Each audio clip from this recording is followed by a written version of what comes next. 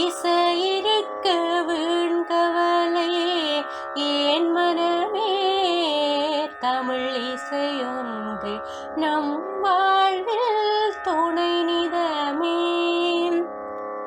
அடியார்கள் தமிழ் பாடி தினம் கழித்தார்,